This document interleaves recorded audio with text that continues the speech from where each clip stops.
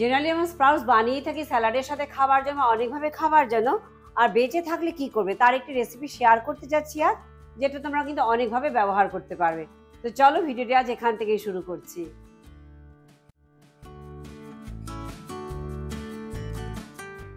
বানাতে যাচ্ছি super healthy tikki. তার জন্য এখানে নিয়েছি মুগ স্প্রাউটস, কালা চানার স্প্রাউটস, নিয়েছি পনির, নিয়েছি পালং শাক।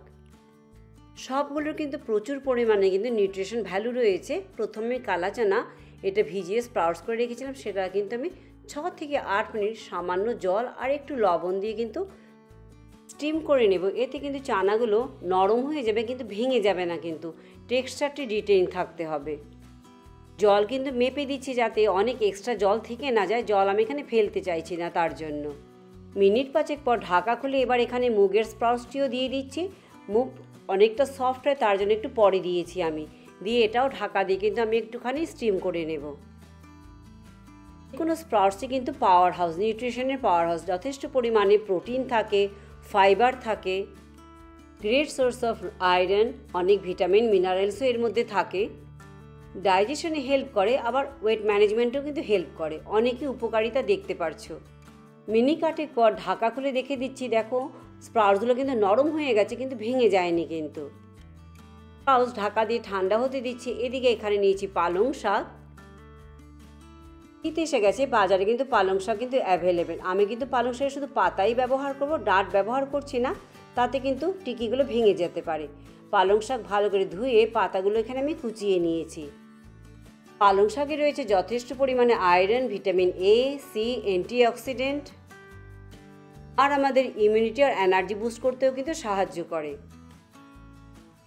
সব কিছু কিন্তু আমি সমান পরিমাণে নিয়েছি। কিন্তু এখানে নিয়েছি 1 বাটি পনির। পনিরে রয়েছে যথেষ্ট পরিমাণে প্রোটিন আর রয়েছে যথেষ্ট পরিমাণে ক্যালসিয়াম। পনির তোমরা হাত দিয়েও ভেঙে নিতে পারো, আবার গ্রেটারেও গ্রেট করে নিতে পারো। এখানে আমি চপারের সাহায্যে কিন্তু পনিরটাকে একটু গুঁড়িয়ে নিয়েছি, ক্রাম্বেল টেক্সচারে নিয়ে এসেছি। 2 রকমের স্প্রাউটস কিন্তু 1 বাটি নিয়েছি, 1 বাটি পনির নিয়েছি আর 1 বাটি কিন্তু পালং শাকের কুচি, সব কিন্তু সমান পরিমাণে। এবার স্টিম করা স্প্রাউটসগুলো ঠান্ডা হয়ে গেছে, এগুলোও কিন্তু আমি চপারের মধ্যে একটু কোর্সলি গ্রাইন্ড করে নেব। একদম পেস্ট বানাবো না, কিন্তু টেক্সচারটা একটু রাফ রেখে কিন্তু করে নিচ্ছি। দিচ্ছি এতে 3টে কাঁচা লঙ্কা, এর সাথে দিয়ে কিন্তু একসাথে কিন্তু বেটে নেব। ঝাল কম বেশি তোমরা তোমাদের টেস্ট হিসেবে করে নেবে। এখানে স্টিমড স্প্রাউটসগুলোকে কিন্তু কোর্সলি কিন্তু গ্রাইন্ড করে নিয়েছি। এখানে এবার বাকি উপকরণগুলো আমি এবার মিশিয়ে নেব। একদম স্মুথ কিন্তু করিনি, দানা দানা রেখে দিয়েছি কিন্তু। এবার এতে দিয়ে দিচ্ছি ক্রাম্বেল করে রাখা পনির, দিয়ে দিচ্ছি পালং শাক যে কুচিয়ে রেখেছিলাম 1 বাটি, সেই দিয়ে দিচ্ছি সেই পালং শাক। দিচ্ছি একটি বড় সাইজের পেঁয়াজ কুচিয়ে রেখেছিলাম, সেটা দিয়ে দিচ্ছি। দিচ্ছি 1/2 বাটি ধনে পাতা কুচি, চাইলে কিন্তু সামান্য পুদিনা পাতা কুচিও এতে অ্যাড করতে পারো। দিচ্ছি স্বাদ অনুযায়ী লবণ, দিচ্ছি 1 চা চামচ জিরে গুঁড়ো, দিচ্ছি 1 চা চামচ চিলি ফ্লেক্স, টোটালি কিন্তু অপশনাল, আর দেবো 1 চা চামচ চাট মশলা। বাইন্ডিংয়ের জন্য এখানে দিচ্ছি আমি 3 টেবিল চামচ কিন্তু বেসন দিয়ে দিচ্ছি এখানে। এতে খুব সুন্দর বাইন্ডিংও নিয়ে আসবে, সাথে কিন্তু প্রোটিন পোর্শনও কিন্তু এতে আরও অ্যাড হয়ে যাচ্ছে। এবার সব কিছু উপকরণ কিন্তু আমাদেরকে ঠেসে ভালো করে মেখে নিতে হবে। তোমরা কিন্তু চাইলে একটু কিন্তু সেদ্ধ আলু এতে অ্যাড করতে পারো, এতেও কিন্তু ভালোভাবে খুব সুন্দর বাইন্ডিং এসে যাবে। তবে সেদ্ধ আলু ছাড়াও কিন্তু সুন্দর বাইন্ডিং আসবে। আর হেলদি খাবার খেতে চাইলে আমার চ্যানেলে কিন্তু আরও অনেক হেলদি রেসিপি রয়েছে, সেগুলোও তোমরা দেখে নিতে পারো। এবার এই মিক্সচার থেকে যত বড় টিক্কি তোমরা বানাতে চাও ততটুকু পরিমাণে কিন্তু নিয়ে হাতের সাহায্যে একটু চেপে চেপে রাউন্ড শেপে টিক্কির আকার দিয়ে দিতে পারো। আবার যদি চাও লম্বা লম্বা শেপে বানাবে সেটাও কিন্তু করতে পারো। এটা টোটালি অপশনাল, টোটাল নিজেদের পছন্দের উপর নির্ভর করছে। একইভাবে সবগুলো টিক্কি আমি এখানে বানিয়ে নিচ্ছি। খুবই সহজ, খুবই হেলদি আর নিউট্রিশনে ভরপুর কিন্তু একটি রেসিপি এটি। তোমরা যদি আমার ভিডিওটি ফেসবুক পেজ থেকে দেখে থাকো তবে পেজটি লাইক করে কিন্তু চ্যানেলটি সাবস্ক্রাইব করে দেওয়ার অনুরোধ রইল। সবগুলো টিকি বানানো হয়ে গেছে। আমি কিন্তু ডিপ ফ্রাই করছি না, শ্যালো ফ্রাই করছি, তাই একটি ফ্ল্যাট প্যানে সামান্য তেল একটু গরম করে নিচ্ছি। তেল ভালোভাবে গরম হয়ে গেলে গ্যাসের আঁচ মিডিয়াম রেখে কিন্তু টিকিগুলো এপিট এপিট দুপিট একটু লালচে করে ভালো করে ভেজে নেব। গ্যাসের আঁচ বাড়িয়ে করলে কিন্তু উপরের পোর্শনটা কিন্তু ভালো করে লালচে হয়ে যাবে, কিন্তু ভেতরে কিন্তু কাঁচা থেকে যাবে।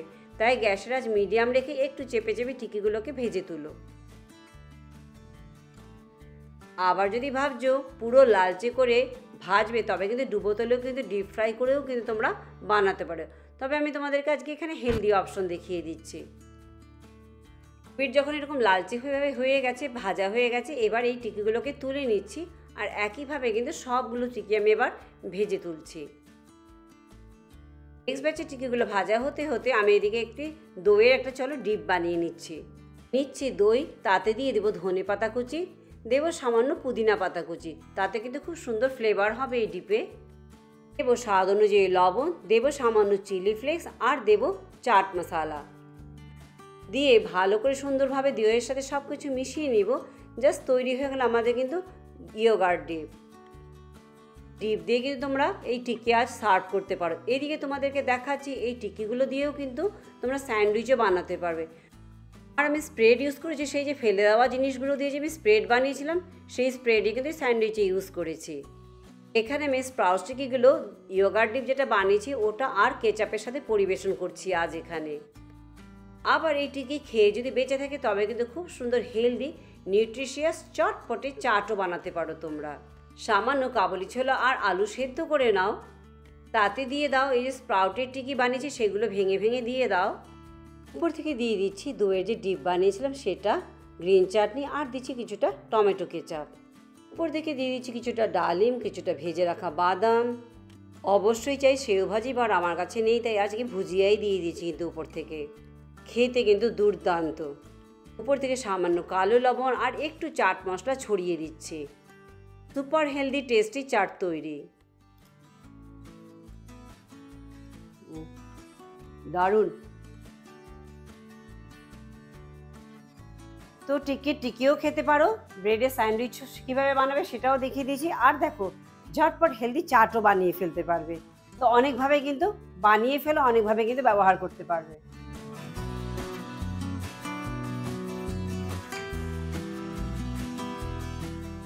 তা আজকে রেসিপিটি কেমন লাগলো তোমরা জানাতে একদম ভুলো না। পরে আবার অন্য কোনো ভিডিও নিয়ে তোমাদের কাছে চলে আসবো। সবাই ভালো থেকো, চলো বাই বাই।